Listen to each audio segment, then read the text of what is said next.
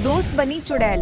राहुल और रिया बचपन से स्कूल के अच्छे दोस्त थे, लेकिन राहुल ने नोटिस किया कि रिया हर रात उसके घर के सामने से निकलती और जंगल की तरफ चली जाती। एक रात राहुल ने उसका पीछा किया। रिया सुनसान जंगल में गई और अचानक उसका चेहरा बदल गया। वो एक चुड़ैल बन गई। राहुल चीखता हुआ घर भागा और उस दिन के बाद उसने कभी रिया से बात नहीं की।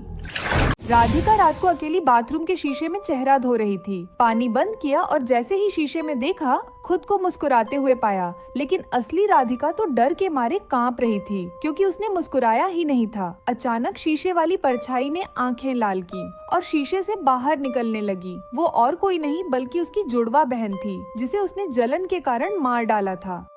रात के 3 बजे विकास की आंख खुली, क्योंकि उसके कान में किसी ने धीरे से फुसफुसाया, मैं आ गई हूँ। उसने घबरा कर लाइट जलाई, लेकिन कमरा पूरी तरह खाली था। फर्श पर बस गीले बालों की टूटी बिखरी लटें पड़ी थी। डर के मारे विकास बाथरूम में भागा, लेकिन वह फिर कभी नहीं आया। रात 2 बजे की लोकल ट्रेन में अर्जुन अकेला था। एक आदमी आकर बगल में बैठा, चमड़े जैसी सिकुड़ी त्वचा, हड्डियाँ बाहर जैसे कंकाल। अर्जुन डर गया, बोला, तुम ठीक हो? वो बोला, मरने से पहले यहीं बैठा करता था। अर्जुन ने आंखें झपकी और वो कंकाल अब उसे घूर रहा था। बिना पलक झपकाए अगली सुबह अर्जुन गायब था। रिया ने आखिरी टिकट लेकर रात की ट्रेन पकड़ी। डिब्बा पूरा खाली था।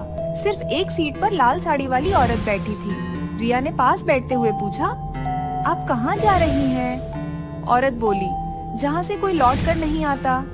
रिया ने पलट कर देखा। औरत की आंखें काली थीं और पैर जमीन से ऊपर थे। अगली सुबह उस टिकट नंबर की कोई बुकिंग रिकॉर्ड में थी ही नहीं। मौलवी साहब ने देखा बिरयानी में बड़ा सा लेग पीस दूसरी तरफ है, तो थाल को घुमाकर अपनी तरफ कर लिया। किसी ने पूछा, मौलवी साहब ये क्या? मौलवी साहब बोले, मुर्गे के पैरों का रुख क़िबले की तरफ था। डूडी डूडी डम डम, डूडी डूडी डम, डूडी डूडी डम डम, डूडी। रात के 2 बजे विकास ने आखिरी ट्रेन पकड़ी। पूरी बोगी खाली थी। बस एक औरत पीछे की सीट पर बैठी थी, सिर झुका हुआ। ट्रेन चल पड़ी। अचानक औरत फुसफुस आई, यह ट्रेन गलत रास्ते पर जा रही है। विकास ने डरकर पीछे देखा। अब सीट खाली थी, लेकिन तभी उसकी खिड़की में वही औरत दिखी। उसकी आंखें जल रही और वह चिल्लाई, अब तुम भी यहीं रहोगे। अगली सुबह ट्रेन स्टेशन पर पहुंची, लेकिन विकास की सीट खाली थी। बस उसकी घड़ी वहां पड़ी थी, जो अब भी चल रही थी। रात के 1 बजे थी। रोहित आखिरी लोकल ट्रेन में चढ़ा। डिब्बा पूरी तरह खाली था। उसे थोड़ी राहत मिली, लेकिन जैसे ही ट्रेन ने रफ्तार पकड़ी, डिब्बे की बत्तियां हल्की हल्की चमकने लगी। अचानक डिब्बे के दूसरे कोने से किसी के रोने की आवाज आई। कौन है? रोहित ने डरते हुए पूछा।